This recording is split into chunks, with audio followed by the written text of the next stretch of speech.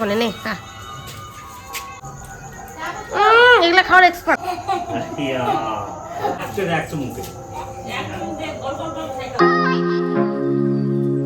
Hello friends, আজকে কিন্তু আমাদের রাজাবাবুর 21 দিন বয়স হয়ে গেল।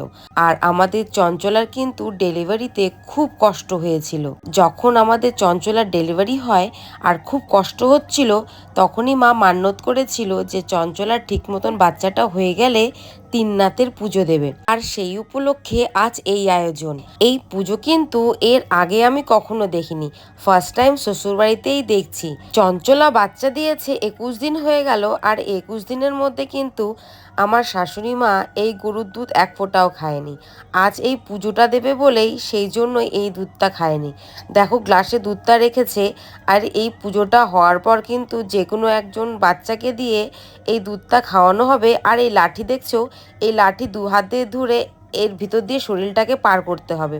সত্যি কিন্তু আমাদের চঞ্চলার ডেলিভারিতে যে এত কষ্ট হয়েছিল, আমিও তো প্রায় কান্নাই করে দিয়েছিলাম। আর মা তো একবারে হাউমাউ করে কান্না করছিল আর ঠাকুরকে ডাকছিল যে আমাদের চঞ্চলার জন্য ডেলিভারিটা ঠিকঠাক মতন হয়ে যায়।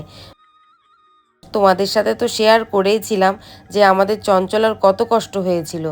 তো দেখো এটা হলো চুটকা। আর চুটকা কিন্তু আমার কাছে টিউশনও পড়ে। আজকে ও ঠাকুরদাদার সাথে এসেছে, তো সবাই মিলে পুজো করছে, আমিও পুজো করছি। কিন্তু তোমাদের সাথে শেয়ার করবো বলে একটু ভিডিও করে নিচ্ছি। বিশেষত এই পুজোটা মাই করছে, কারণ মা যেহেতু 21 দিন কোনো রকম দুধটা খায়নি, তাই মা মান্নাতটা রেখেছে আর পুজোটা মাই করছে। তো দেখো এই চুটকা, মানে এর ভালো নাম রীত, এই এখন ওই যে ওই লাঠিটা নিয়ে ওর ভিতর দিয়ে ঢুকবে। ঠিক ও ঠাকুরদাদা ওকে সব দেখিয়ে দেবে। বাচ্চা মানুষ, ও তো কিছু জানে না।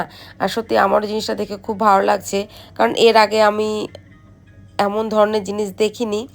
কোনো কিছু জিনিস ফার্স্ট টাইম দেখলে কিন্তু ভালোই লাগে জিনিসটা। তো তোমরা দেখতে থাকো, আশা করছি তোমাদের ভালো লাগবে। আর এদিকে দেখো চঞ্চলা আর আমাদের রাজার জন্যই কিন্তু পুজোটা। আর আমাদের সুন্দরী মন দিয়ে সব দেখছে যে এরা কী করছে। আমাদের লাইটটা বাইরে বার করে নি। তো মোটামুটি কিন্তু পুজো সমাপ্ত। এখন ওই যে লাঠিটা দেখছো, ওটা নিয়ে ও কি করবে তোমরা দেখতে থাকো, আশা করছি তোমাদের ভালো লাগবে। চুটকা যেটা করবে, ওকে আমি চুটকা বলেই ডাকি, দেখতে থাকো।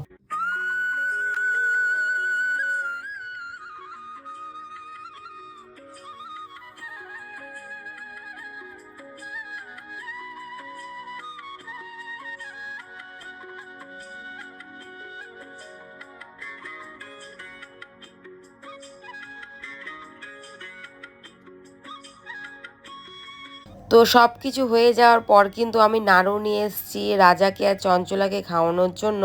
কারণ বিশেষত যেহেতু ওদেরই পুজোটা, ওদেরকে তো নাড়ু খাওয়াতেই হবে। এই যে আমাদের কিন্তু আজকে রাজার শরীরটা একটু ভালো না বললেই চলে, কারণ আজকে ওকে কৃমির ওষুধ খাইয়েছি। 21 দিন হয়ে গেছে, তাই কৃমি ওষুধ খাইয়েছি। সেই ভিডিওটা তোমাদেরকে আমি নেক্সট ব্লগে দেখিয়ে দেব। তারপরে চঞ্চলাকেও একটা খাইয়ে দিলাম। তারপরে আমাদের সুন্দরীকে খাওয়ানোর চেষ্টা করলাম, ও তো খেলো না।